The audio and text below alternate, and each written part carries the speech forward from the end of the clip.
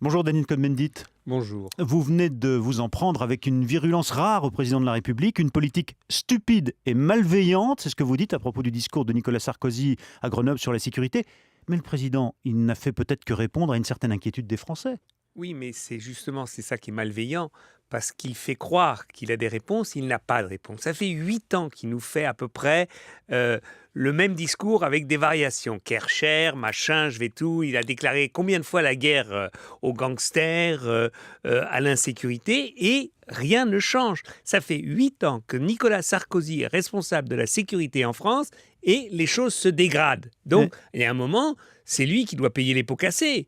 Il faut le mettre, et je crois que... Mais le problème, ce que j'ai essayé de décrire dans Le Monde, dans cette interview, c'est que c'est tellement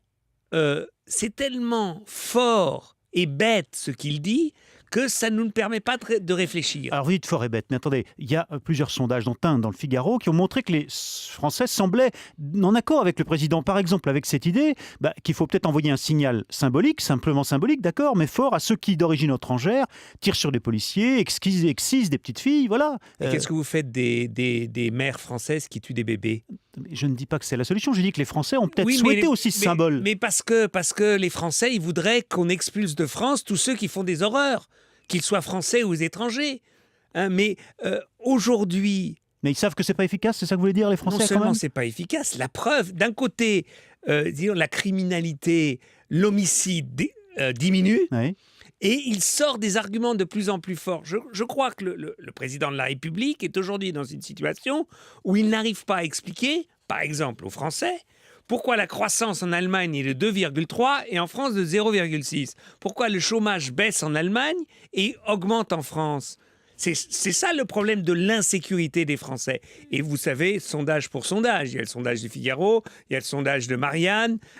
Moi, je crois qu'il est irresponsable de répondre à des inquiétudes des Français par des propositions inapplicables et qui ne seront jamais appliquées. Est-ce que Nicolas Sarkozy, j'allais dire cette bonne guerre, ne lance pas tout simplement son offensive, sa première offensive pour 2012, avec des termes qui sont bien à lui, sur un sujet qui est bien à lui, qui est la sécurité? Oui, mais le problème, c'est que depuis 8 ans, il est responsable de la sécurité. Depuis 8 ans, il a son langage, sa manière, et les choses n'avancent pas. Mais ma question, c'est, vous avez laissé entendre que c'était dangereux pour notre démocratie. En quoi ce serait plus dangereux aujourd'hui, ces déclarations de Nicolas Sarkozy? Je vous donne un exemple très simple. Quand Estrosi, ministre de l'Industrie, oui. de l'Industrie, attaque les maires de gauche, comme si les maires de gauche voulaient de l'insécurité dans les villes de gauche. Au lieu de dire c'est un problème qui réunit tous les maires, de droite comme de gauche, et on devrait faire un Grenelle, par exemple des maires, pour essayer de trouver des solutions ensemble. Parce que la sécurité, c'est un droit. Et je crois que le pouvoir, la majorité d'aujourd'hui, aussi bien que la majorité de gauche avant, n'avait pas trouvé les solutions. C'est ça que je dis. Je dis, la gauche et la droite ne voient pas la réalité, mais ont des mythes où ils interprètent ces réalités. Oui, mais alors, justement, vous dites bien vous-même que la gauche est particulièrement gênée sur ces questions. Celle des Roms, où il y a, vous le reconnaissez vous-même, des organisations criminelles. Celle de Roms, ouais. Pas des Roms. Ouais. Chez certains Roms, c'est ça. Ouais. Il faut être précis dans la vie. Il y a des structures mafieuses chez les Roms. Il y a des structures mafieuses dans les banlieues. Ça fait des années qu'il y a une dégradation sociale. Et pourquoi la gauche n'ose-t-elle pas le reconnaître, à part quelques-uns comme Julien Drey ou Manuel Valls? Oui, parce que le problème, c'est pas de ne pas les reconnaître. Le problème, c'est qu'avant des élections, les uns et les autres croient que la meilleure solution, c'est de dire on va raser gratis. Vous allez voir, on a les solutions. Alors que ce n'est pas vrai. S'attaquer aujourd'hui à la désintégration sociale, à la désintégration économique, s'attaquer à l'angoisse face à l'insécurité écologique, ça va mettre du temps. Il n'y a pas de baguette magique. Et ça, c'est pas simple à défendre dans une élection, de dire « nous n'avons pas de baguette magique, elle n'existe pas ». Ça va être un long chemin pour rétablir la sécurité. Sur la question de la sécurité, ou plutôt la question de la sécurité, n'est-elle pas de fait devenue le premier thème de la présidentielle de 2012? Est-ce que Nicolas Sarkozy, en d'autres termes, ne vous refait pas le coup de 2002 et de 2007? Oui, mais je crois qu'il va se casser la figure. Pourquoi? Parce que les Français, comme je dis, ne sont pas des imbéciles. même si à un certain moment ils disent oui, c'est vrai, il faut faire, en même temps, après ils réfléchissent et ils se disent oui, ça fait 8 ans. Qu'est-ce qu'il a fait? Pourquoi ça n'a pas marché? Brice Hortefeux reprend exactement le même langage de Nicolas Sarkozy, ministre de l'Intérieur. Et c'est pour cela que je crois qu'aujourd'hui, il faut le prendre à contre-pied, il faut les affronter, dire oui, sur les immigrations, nous avons des propositions, il y a des propositions européennes, il faut donc démontrer que la sécurité, c'est aussi notre problème. Pour nous, c'est pas une banalité, c'est pas une petitesse, c'est pas quelque chose que l'on met de côté. Mais les réponses de Sarkozy, les propositions, il pose de mauvaise manière les mauvaises questions et il a des réponses qui ne sont pas des réponses à l'insécurité. Ce serait ça la parade de Daniel Cohn-Bendit, candidat éventuel à la présidentielle en 2012? Cohn-Bendit ne sera pas candidat à la présidentielle de 2012. Et pourquoi? Parce que Cohn-Bendit n'a pas envie d'être candidat à la présidentielle de 2012. J'aiderai la candidate, s'il y a une candidate de l'écologie, je l'aiderai dans cette campagne. Eva Joly, pour ne pas la citer. Eva Joly est bien partie pour être la candidate, mais il y aura peut-être des primaires de l'écologie. Peut-être que Nicolas Hulot voudra être candidat. Vous le souhaitez? Vous le souhaitez? S'il le veut, je veux qu'il y ait un vrai débat sur les solutions de l'écologie, non pas seulement à l'écologie, au problème de la dégradation climatique, au problème de la dégradation environnementale, mais sur la sécurité, sur la politique étrangère, sur la guerre, etc. Je veux qu'il y ait un vrai débat. Donc, il y aurait un débat entre Eva Joly, Nicolas Hulot, Corinne Lepage, Cécile Duflot.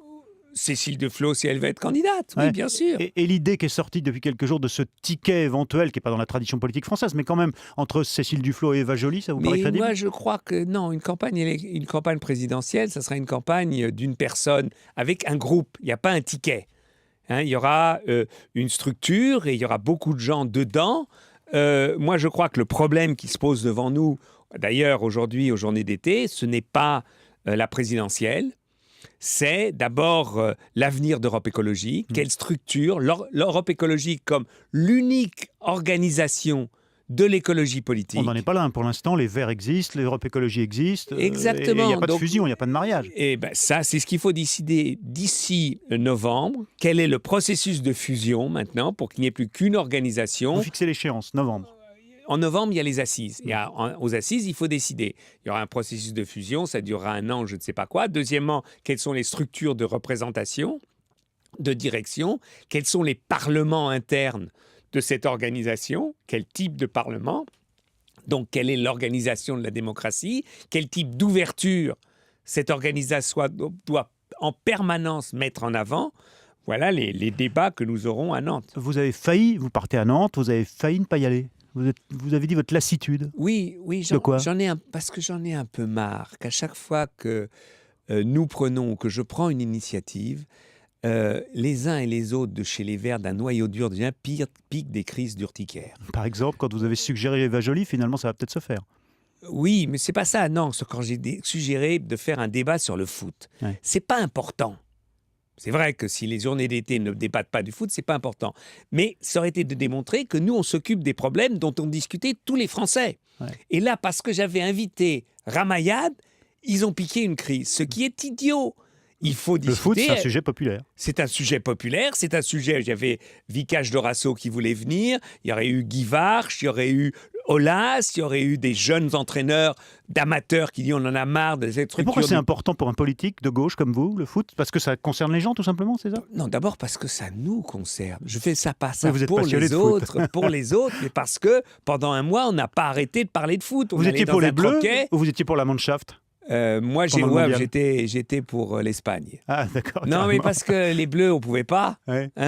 La Mannschaft, c'était pas ça. Et moi, je crois que l'Espagne... J'aurais été pour la Côte d'Ivoire, une équipe africaine. Le Ghana en demi-finale, ça aurait été magnifique. Mais l'Espagne, c'est quand même l'équipe qui méritait d'être championne du monde. Et alors hier, la Fédération française a suspendu pour 18 matchs Anelka, 5 Evra, 3 Ribéry. Vous en pensez quoi? Je ne sais pas s'il fallait aller si loin. C'est un peu s'acharner sur des gens qui sont quand même finis. Anelka, tout le monde savait qu'il ne serait plus en équipe de France. Enfin, je trouve que ce genre de sanctions un peu aberrantes. Ça tournera peut-être la page. Oui, il faut tourner la page. Ils se sont mal comportés, ils ont mal joué d'abord, mais ils ont mal joué avant. Domenech a été incapable de faire une équipe et ceux qui sont responsables d'avoir renouvelé le mandat de Domenech après l'échec de l'Euro il y a 2 ans, eh ben, ils sont responsables aussi. Cela aussi, il faut dire que c'est de votre faute. Eh ben, on aurait pu refaire toute une interview sur le football. Absolument. Merci Daniel Cohn-Bendit d'avoir accepté l'invitation d'Europe 1. Pas de quoi.